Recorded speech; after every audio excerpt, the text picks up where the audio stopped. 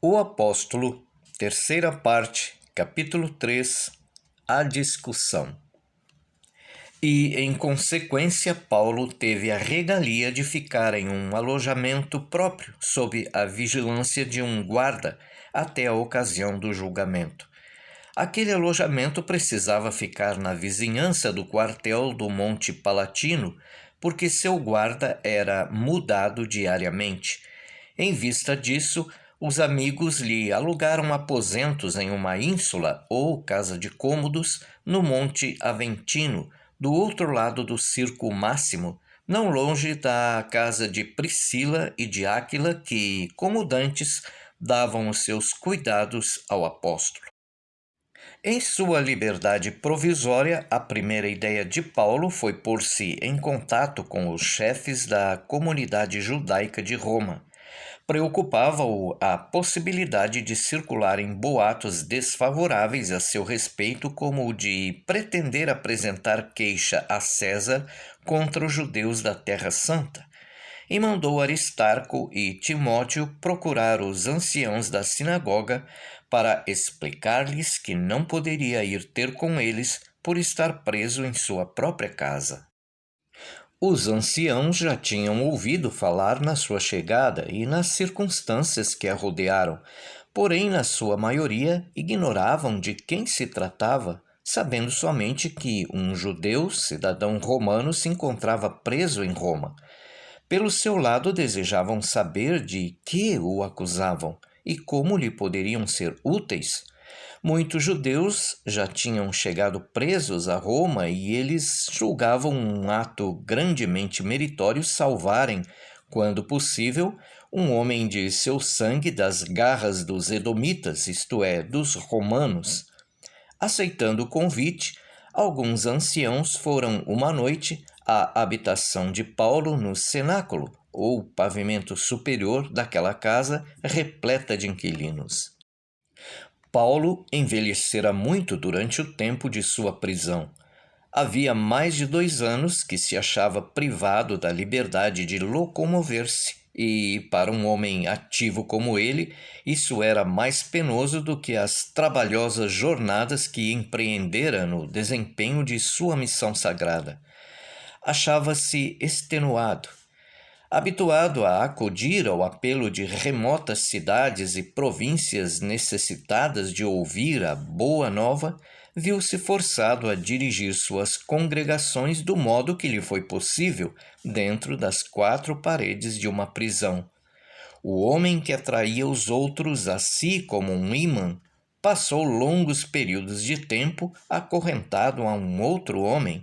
Esteve inúmeros dias e noites sendo observado na sua intimidade por um guarda que o acompanhava em todos os lugares onde ele fosse.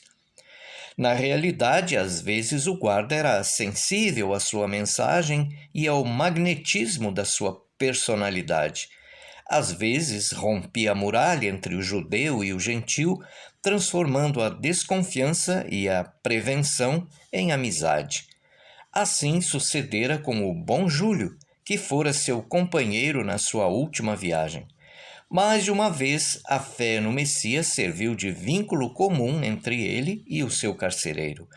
Mas havia também ocasiões em que a sua fé e o magnetismo de sua pessoa não influíam no espírito obtuso de algum soldado embrutecido. Certas noites, os gemidos do apóstolo, os murmúrios de seus devotos solilóquios e suas orações fervorosas ao Pai Celeste apenas suscitavam cólera ou zombaria da parte do indivíduo a que se achava acorrentado. E quanto mais os grilhões pesavam a Paulo, mais ele se apegava a quem fora a causa daqueles grilhões, Yeshua, o Messias, que se atravessara no caminho da sua juventude e o fizera seu prisioneiro para sempre. O Messias tornou-se para ele não só o centro de seu ser, a fonte de sua vida, senão também ao mesmo tempo o verdugo e o libertador. No Messias pecara, no Messias fora remido, nele baixara ao nível de um assassino, e nele se elevara à altura de um propagador da Boa Nova a toda a humanidade. Quanto mais sofria pelo Messias, mais preciosos se lhe tornavam os seus sofrimentos, que lhe causavam uma exaltação estática. Era como a tortura da sede acompanhada de sua satisfação. Yeshua era para ele o intermediário entre homem e Deus, o santo servo que ia trazer todo o gênero humano para debaixo da sua autoridade, para que, quando todos lhe prestassem obediência, ele os fizesse prestá-la a Deus. Paulo deu um novo passo avante. Começou a tecer um novo manto para o Messias. Todos os joelhos do céu, da terra e debaixo da terra se dobrarão ao nome de Yeshua. Yeshua integrou-se no primeiro princípio. Todas as bocas deviam proclamar: Yeshua, o Messias, é o Senhor, para a glória de Deus Pai. E deste modo começou a destinar-lhe o lugar particular que a tradição judaica reservava para o único em que se poderia pensar, mas cujo nome não poderia ser proferido: ao Deus de Israel. Só na dupla natureza de Yeshua se podia um homem unir a Deus, tornar-se parte dele por intermédio de seu aspecto e natureza humanos. Deus era inacessível. Tu não podes amá-lo com a tua natureza humana, não podes estancar a sede que dele tens, mas por meio de tua fé no Messias, te tornaste uma parte daquele que é divino. Estas meditações sobre a divindade do homem, realizada por meio de Yeshua, o Messias, eram as fontes em que Paulo auria forças para suportar sua segregação. O amor ao Messias consumia-lhe as carnes como uma febre ardente. Na escuridão de seu quarto, passava noites inteiras em estáticas visões, e seus dias eram cheios de exaltação de fé. Como se as carnes lhe tivessem acabado, mostravam-se os ângulos dos seus ossos na sua pele envelhecida, a que as emanações deletérias das prisões haviam comunicado um tom amarelento. Seu pescoço se tornou tão magro que, quando comia alguma coisa, podia acompanhar o trajeto do alimento por ele abaixo. Acentuou-se mais a forma de pera do seu rosto. Os cabelos tornaram-se mais escassos e as maçãs do rosto mais salientes. Suas mãos esqueléticas não paravam, viviam numa eterna agitação como as cordas de uma cítara que alguém fizesse vibrar. Sentados em frente de Paulo, achavam-se alguns anciãos da comunidade judaica de Roma, inclusive seu chefe Sabatai Zadok, rabi da sinagoga dos hebreus. Sabatai, que tinha o título de intérprete da lei, era o chefe espiritual dos judeus jerusalemitas de Roma. Viera de Jerusalém, onde fora discípulo de Yohanan ben Zakkai, e sempre estivera em contato com o príncipe dos fariseus. Não sendo messianista, Sabatai não sabia quem era o preso, nem o alcance de sua pregação aos judeus. Apenas via nele um judeu preso com a mão direita acorrentada à esquerda de um soldado romano, e aquele filho cativo entre os gentios dirigiu-se em dado momento ao pequeno grupo de seus visitantes num tom manso e familiar. Varões e irmãos, nada tenho a alegar contra os costumes de nossos pais. Fui entregue às mãos dos romanos que, conhecendo a acusação que me faziam, tinham a intenção de pôr-me em liberdade, pois não encontraram culpa que fosse punível com a morte. Mas, como os judeus representantes do sumo sacerdote me acusassem de culpas contra a lei, vi-me forçado a apelar para César. E isto não significa, Deus me livre de tal, que eu esteja contra o meu povo, e se vos mandei chamar foi para vos falar sobre este assunto. Foi por causa da esperança dos judeus que me puseram estes grilhões. Ouvindo estas palavras do filho cativo, os olhos de Sabatai se marejaram de lágrimas. Sua barba, como a de Paulo, era em ponta e grisalha, e também, como os de Paulo, seus cachos laterais de cabelos tremiam quando ele falava. Não recebemos nenhuma carta da Judéia a teu respeito, e nenhum de nossos irmãos chegados ultimamente da Terra Santa falou sobre ti. Não recebemos qualquer informação desfavorável. Um dos judeus presentes sobreveio, dizendo: Desejamos ouvir-te falar sobre a seita contra a qual tanto se fala em toda parte. Ai de nós, exclamou outro judeu, não é só contra essa seita que tanto se fala em toda parte, mas também contra todo o povo de Israel. É verdade, a casa de Jacó vive humilhada e vilipendiada, comentou o rabi com um suspiro. É exatamente sobre essa seita que é tão atacada que eu desejo falar-vos, disse Paulo. Então vamos combinar um dia para virmos ouvir tuas palavras. Determinaram esse dia. E no momento em que se levantou para despedir-se, o rabi ofereceu: Se precisares de alguma coisa, estamos prontos a auxiliar-te. Graças a Deus, não preciso, respondeu Paulo. Sempre tenho vivido do trabalho de minhas mãos, mas agora que as trago algemadas, Deus teve a misericórdia de mandar em meu auxílio um piedoso casal daquela congregação. São Áquila e Priscila, e moram perto daqui. Priscila me prepara alimento kosher e o traz ao meu alojamento. E este meu fiel companheiro. E assim dizendo, apontou para Aristarco, que se retirara modestamente para um canto. Ajuda a velar por mim.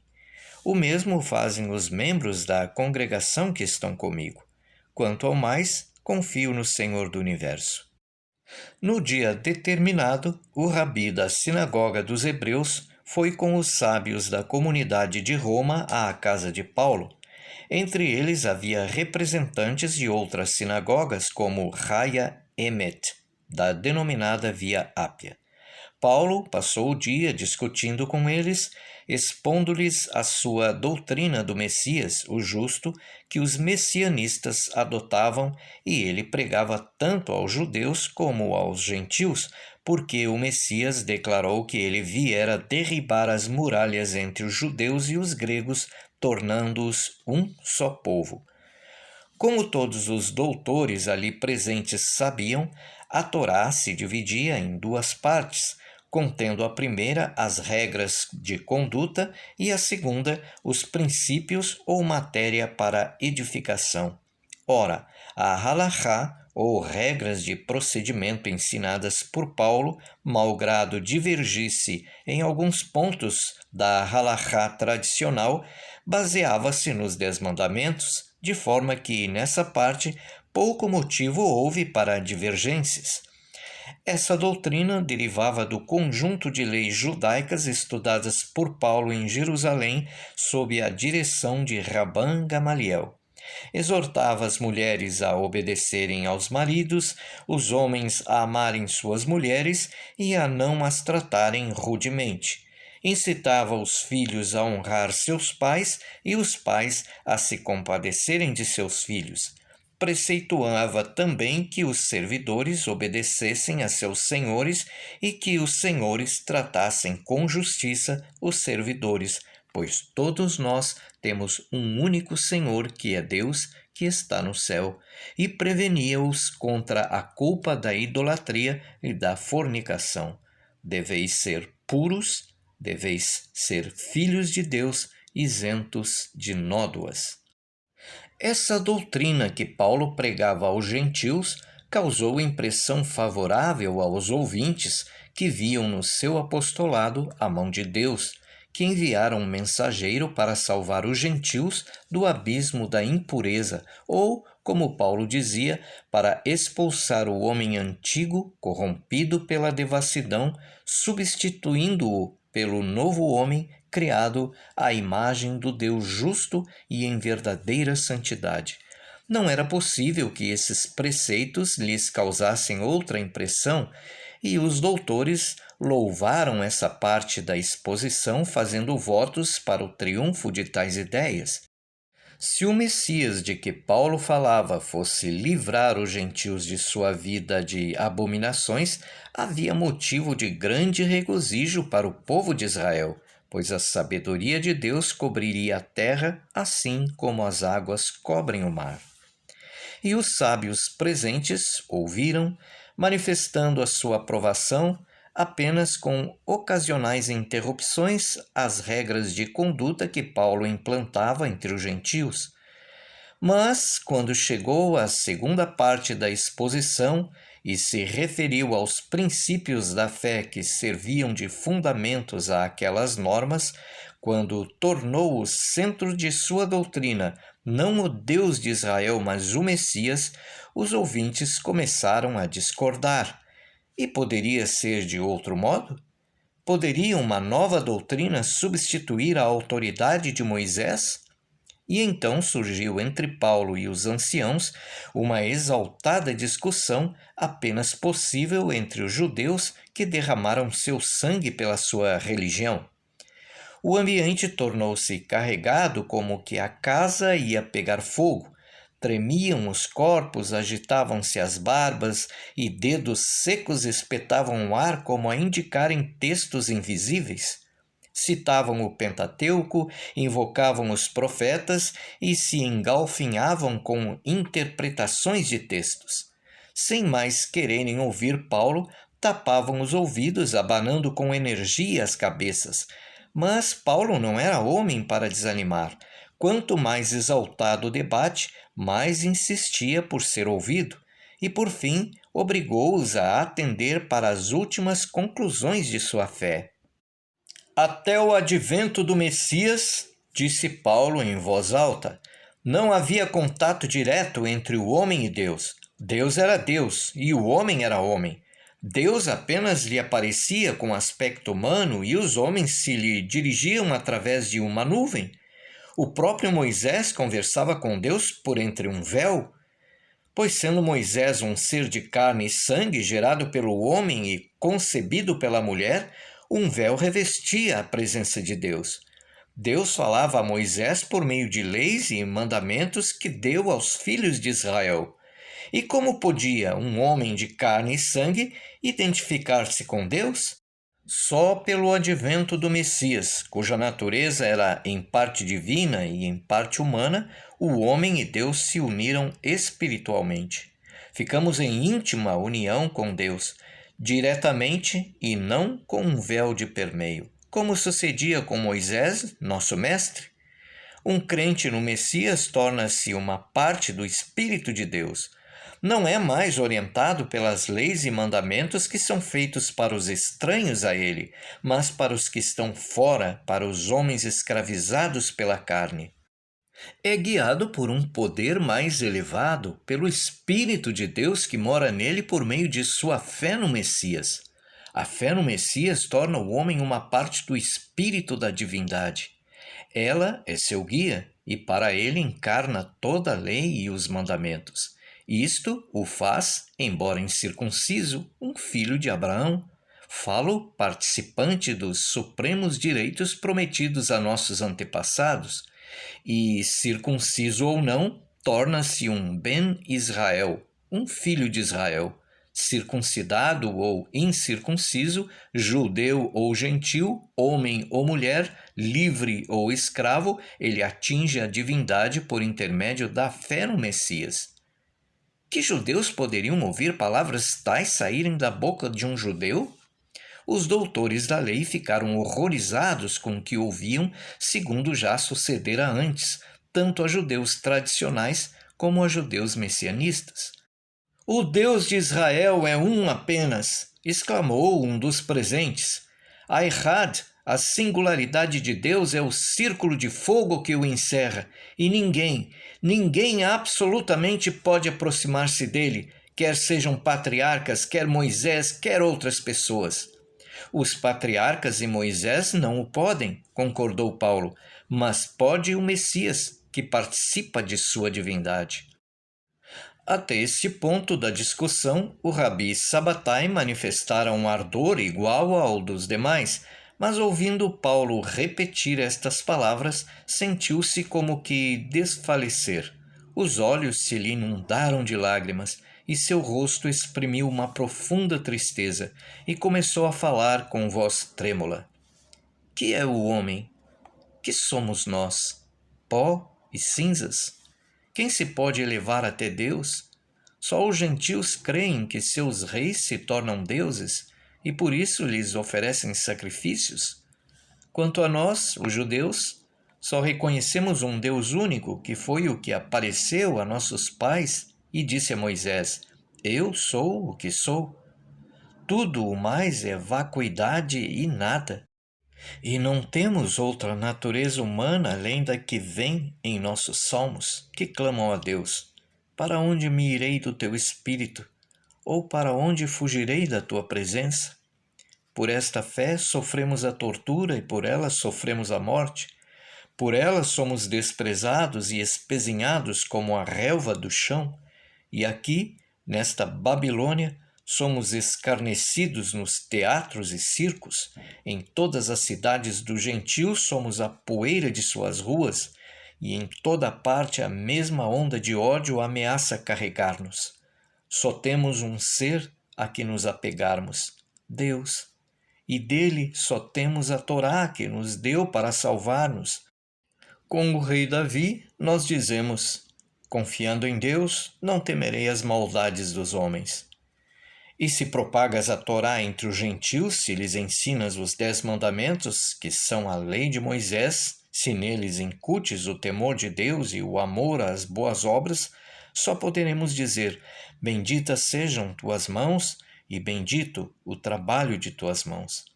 E oraremos a Deus para coroar com o triunfo a tua missão.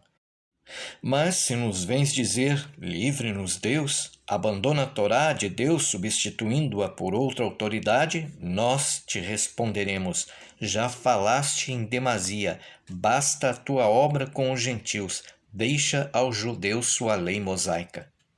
Paulo fremia de impaciência enquanto o Rabi falava a custo, conseguindo dominar-se.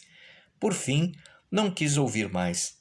Até então, a controvérsia, apesar de seu calor, se desenvolvera com uma certa disciplina das academias judaicas, mas Paulo subitamente prorrompeu. Oh, como eram verdadeiras as palavras do profeta Isaías a nossos pais! Eles ouvirão, mas não compreenderão. Eles verão, mas não conhecerão. Pois bem, sabei que a salvação de Deus foi enviada aos gentios e eles a ouvirão. É bom que os gentios aceitem a tua salvação, uma vez que não tem outra. Mas pela nossa parte, temos a salvação que foi dada a nossos pais e pregada pelos nossos profetas. Oxalá aceitem os gentios a tua salvação como nós aceitamos a nossa. E então poderá também ser dito deles: ó povo obstinado, eles ouvem, mas não compreendem, eles veem, mas não conhecem. E, quando isto suceder, saberás que a tua salvação para eles é verdadeira e perdurável, assim como verdadeira e perdurável é a nossa. E se a salvação que tu pregas é verdadeira, Deus nos reunirá a eles, pois sem Deus não existe verdadeira salvação. Após estas palavras, a maioria dos delegados partiu com as mesmas ideias com que chegaram, mas alguns ficaram com Paulo.